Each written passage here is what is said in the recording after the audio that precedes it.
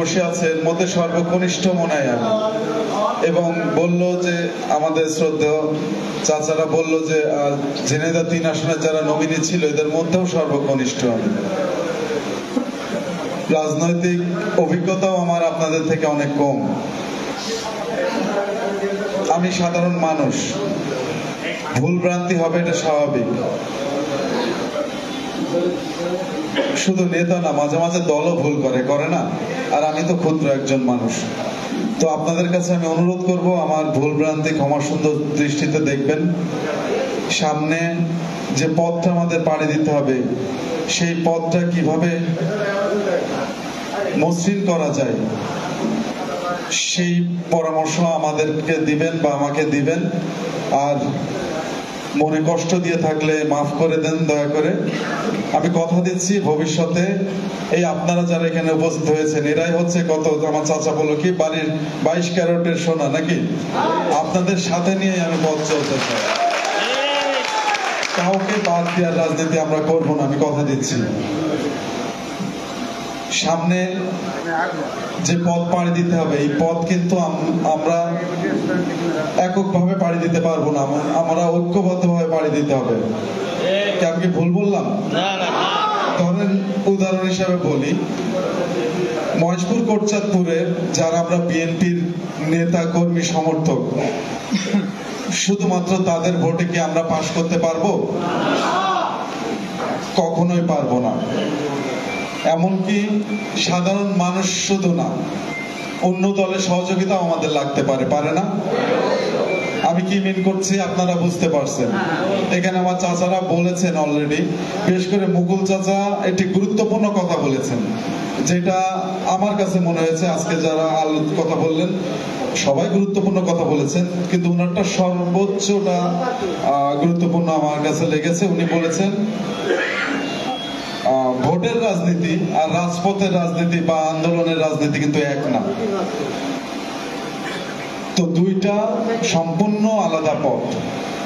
আমরা এখানে যারা উপস্থিত হয়েছি বেশিরভাগই আমরা ওই রাজপথের রাজনীতিটা ভালো বুঝি বা সাংগঠনিক রাজনীতিটা একটু ভালো বুঝি, কিন্তু ভোটের রাজনীতিটা, বিশেষ করে আমি ক্যান্ডিডেট নিজে বলছি, আমি ভোটের রাজনীতিটা খুব কম বুঝি। তো এখানে যারা ভোটের রাজনীতি বুঝেন, আব্বার সাথে এখানে অনেকে রাজনীতি করেছেন, ভোটের রাজনীতি করেছেন না চাচারা? কিভাবে পাশ করতে হয় আপনারা জানেন ভালো আমার থেকে। তো আমরা একে অপরের সাথে কথা বলে সেই কৌশলটা আমরা নির্ণয় করি বা চর্চা করি, কিভাবে এই পথ আমাদের পাড়ি দিতে হবে সেই কৌশলগুলো আমরা এখন থেকেই কাজ শুরু করে দিই। আর আপনারা সবাই জানেন যে আমাদের কোটচাঁদপুরের কৃতি সন্তান কেন্দ্রীয় বিএনপির সহ তথ্য গবেষণা বিষয়ক সম্পাদক আমার শ্রদ্ধেয় বড় ভাই আমিরুজ্জামান খান শিমুল ভাইকে সাথে নিয়েই আমাদের এই পথ কিন্তু পাড়ি দিতে হবে।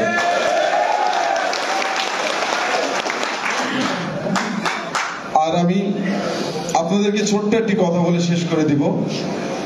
আমার ছোটবেলা থেকে একটি স্বভাব ছিল, মানে স্বভাবটা এরকম যে অনেক সময় অনেকের মনে চায় না যে গাড়ি চাই, বাড়ি চাই। আমারও কিন্তু ইচ্ছা করে, হ্যাঁ, যে আমার ওইটা চাই বা অমুক চাই, কিন্তু আমি আমার লাইফে বেশিরভাগ জিনিস আমি পাই নাই।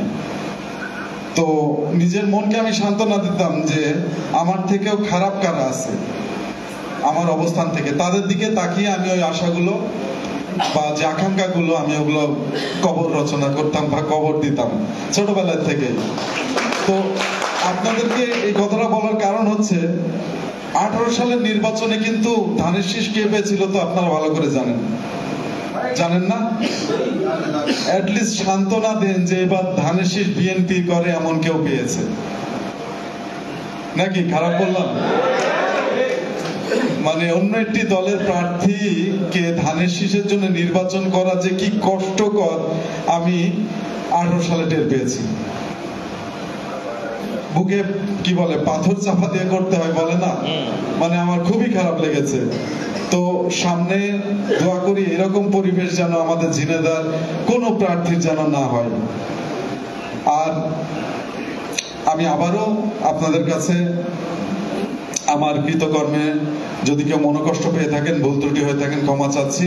এবং ভবিষ্যতের পথটা আপনাকে দয়া করে আমাকে একটু দেখাবেন, কারণ আমি বললাম এর আগে আমি ছোট মানুষ, এখনো বয়স ওইভাবে রাজনৈতিক বয়স হয় নাই। আপনারা যেভাবে গড়বেন আমি সেইভাবে আপনাদের পাশে থাকবো ইনশাল্লাহ। আর বক্তব্য শেষ করার আগে একটি কথাই বলবো, আমার পিতা শহীদুল ইসলাম মাস্টার যেভাবে আপনাদের পাশে থেকে রাজনীতি করেছে, আমি ঠিক সেভাবে আপনাদের পাশে থাকতে চাই, আপনাদের জন্য রাজনীতি করতে চাই।